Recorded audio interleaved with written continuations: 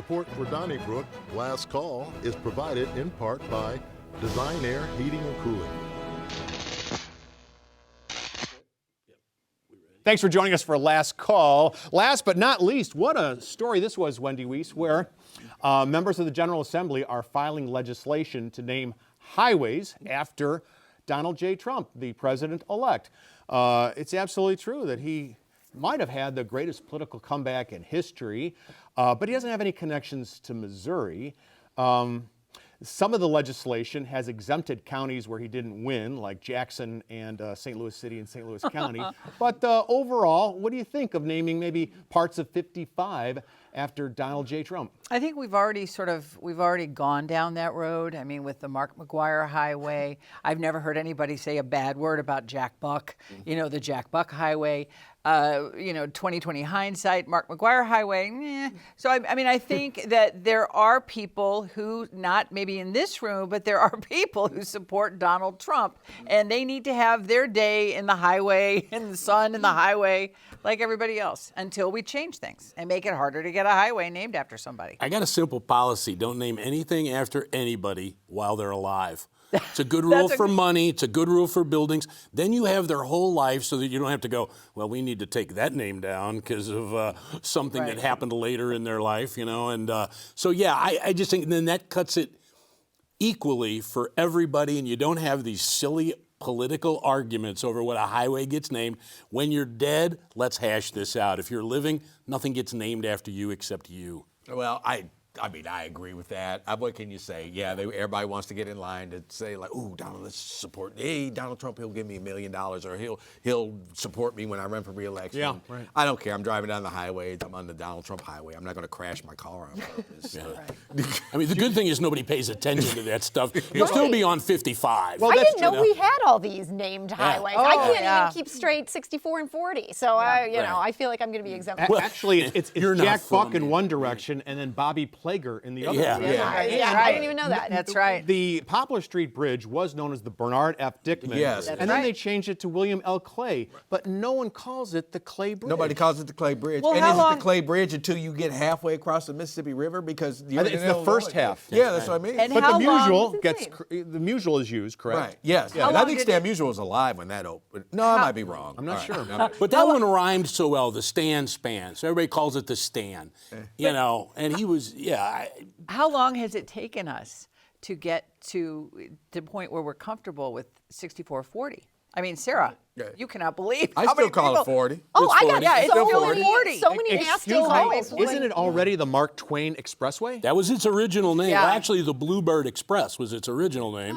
Yeah. And then became the Mark Twain Expressway, was Highway 70, I believe. But that was the Eisenhower. Yeah. When you got out into As long as we're, I mean, and It's just I can't 70. believe I'm bringing this up, but as long as we're talking about highways and signage, there is if I could be empress of the world for just, like a couple of minutes, I would take care of everything else, world hunger. And then I would turn my attention to these roadside memorials. I understand that families are grief-stricken, but I have almost had accidents trying to look and see, oh God, what happened? They have the balloons or the signs of the place where somebody lost their life, and it's just so sad and so awful. I wish there was some other way.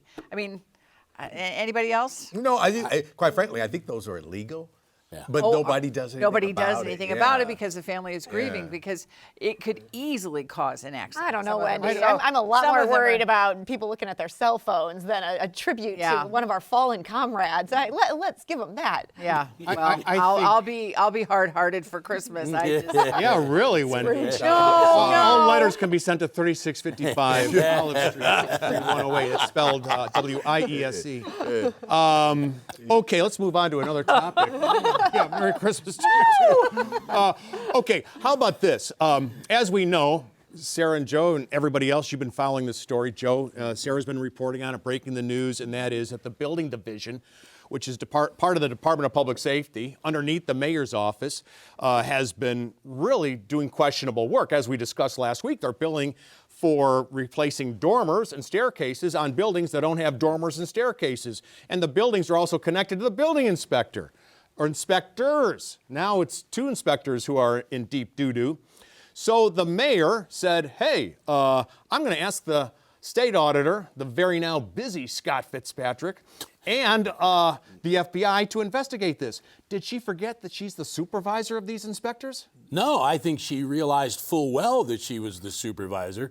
And when you have bad news, it's better to get out in front of it. And I think that's exactly what happened is you get a case of, and we all know this from covering government, each and every one. You find one thing that's happening wrong in a program, chances are there's 2 things, and then there's 5 things. So my guess is somebody or herself arrived at the crackling good public relations notion of to get out and say, there's problems in this program, and by God, we're going to look at them. So yeah, sure.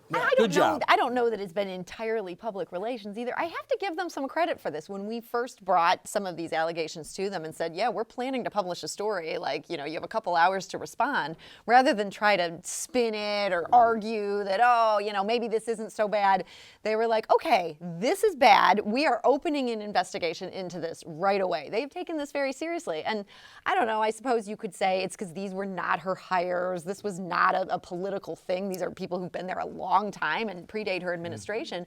But by sort of putting it out there that they take this seriously, they want the FBI to look at it, they're sending a signal, hey, cooperate with this investigation. That's a good thing for city employees to feel. And they're also taking it away from Kara Spencer. I mean, Right. they're declawing it for Absolutely. Kara Spencer. Well, let me say this. The lawyer and the client who owned the house that were complaining to the city for a long time, and they were doing nothing until you started reporting. The city knew about this, did it not? According to your own report. I No, don't so think- they knew that there was a problem with they hadn't filed a lien and this man was getting unfairly charged for this, and they did not deal promptly with that. But the minute we brought up the huge conflict of interest of the building inspector on that story and the fact he had ties to the company that had done that work, they had no idea. Nobody knew this guy. And is that a had these good thing links. that they had no idea? Oh, no, not a good thing. No. Not at all. And Charlie, thank you for bringing up that point, because I, as a reporter, am hesitant to give a government credit for acting on something that me, an outsider, had to tell them was going wrong in their own house, or any reporter. Or No, the did first they big know? story I Aren't you wrote was aren't you something supposed to do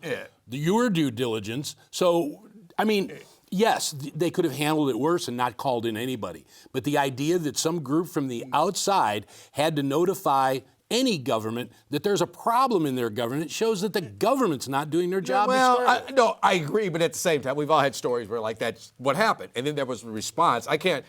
We found it out, let them know, and they responded. I will say this, that Les Sturman's letter kind of proved that. We already knew it anyway. People watched Donnybrook, and I told y'all last week when I heard building inspector, I said, well, that's every Law and Order episode. Somebody said nah, if it's one, we need to get on this immediately, and I believe that's what happened. Well, and I'm not saying I don't agree that that's how it happens a lot. I'm just saying you don't get credit for reacting to it like you did something good.